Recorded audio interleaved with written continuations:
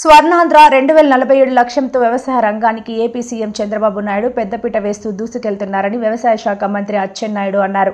AP assembly సమావేశాల సందర్భంగా మంత్రి అచ్చెన్నాయుడు ప్రసంగించారు.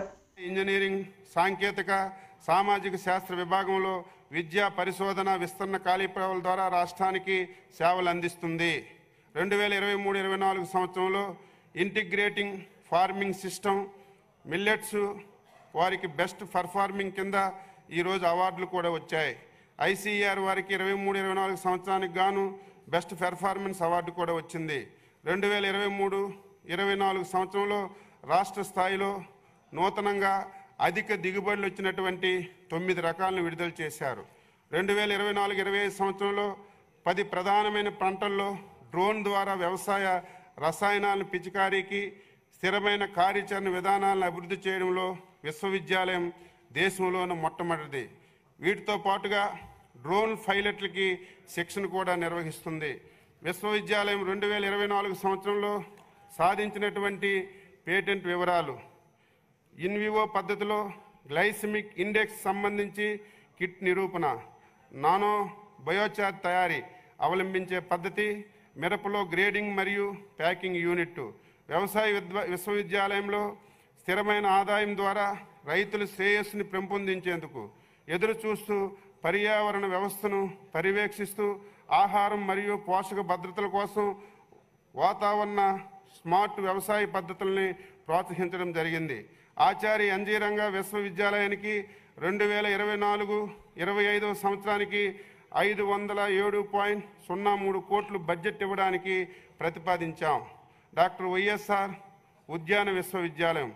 డాక్టర్ వైఎస్ఆర్ ఉద్యాన విశ్వవిద్యాలయం ప్రధానంగా విద్య, పరిశోధన, విస్తరణలో ఉద్యాన రంగంలో మానవ వనరుల అభివృద్ధికి లక్ష్యంగా పనిచేస్తుంది.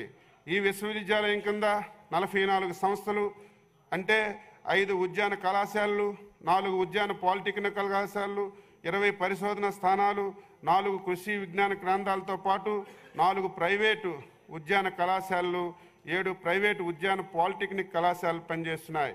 భారతీయ వ్యవసాయ పరిశోధన సంస్థ న్యూఢిల్లీ వారు National Agricultural Education Accreditation Board వారిసే ఈరోజు మనకి ఏ గ్రేడ్ కూడా ఇచ్చారు ఈ యూనివర్సిటీకి. దర్శి ఉద్యాన పరిశోధన స్థానంలో మునగపైన genetic diversity crop improvement and valuation project ఒకటి ప్రారంభించడం అయింది. మన గ్రామం మన విశ్వవిద్యాలయం కార్యక్రమం ద్వారా విశ్వవిద్యాలయం పరిధిలోని 44 సంస్థలు 44 గ్రామాలను దత్తత తీసుకున్నారు. దీంతో మొత్తం 174 గ్రామాలకి కార్యక్రమం కింద 4 సంవత్సరాలుగా దత్తత తీసుకోబడినాయి. వ్యవసాయంలో డ్రోన్ల వినియోగాన్ని ప్రోత్సహించుటకై విశ్వవిద్యాలయంలోని కేవీకే వెంకటరామన్న గూడెం మరియు ఉద్యానవన కళాశాల వెంకటరామన్న గూడెం భారీ డ్రోన్లు అందుబాటులో ఉంచి రైతులకు ప్రదర్శనలు నిర్వహించబడుతున్నాయి. 2024-25 సంవత్సరానికి గాను వైఎస్ఆర్ ఉద్యాన విశ్వవిద్యాలయానికి 102.227 కోట్ల బడ్జెట్ని ప్రతిపాదించాం. వెంకటేశ్వర పశు వైద్య విశ్వవిద్యాలయం పశు గణాభివృద్ధి, పాల సాంకేతిక రంగ అభివృద్ధి, మత్స్య సంపద పెరుగుదల తద్వారా రైతుల అభ్యున్నతికి శ్రీ వెంకటేశ్వర పశు విశ్వవిద్యాలయం కృషి చేస్తుంది.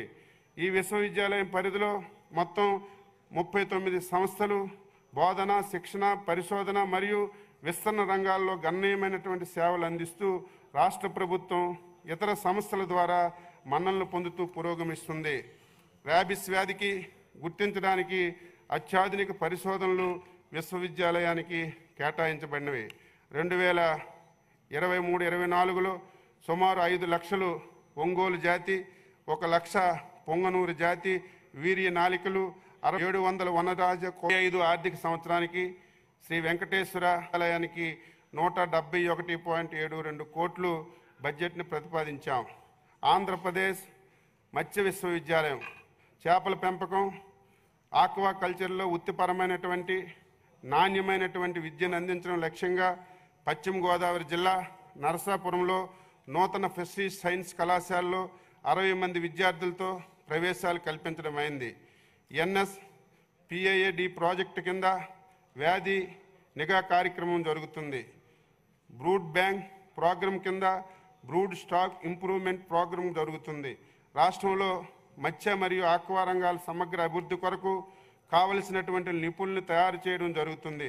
మత్స్యకారులు, సన్నకారు ఆక్వా రైతులు సామాజిక ఆర్థిక ప్రమాణాలను మెరుగుపరచడానికి సాంకేతిక పరిజ్ఞాన బదిలీ విస్తరణ కార్యక్రమాలు చేపట్టబడుతున్నాయి.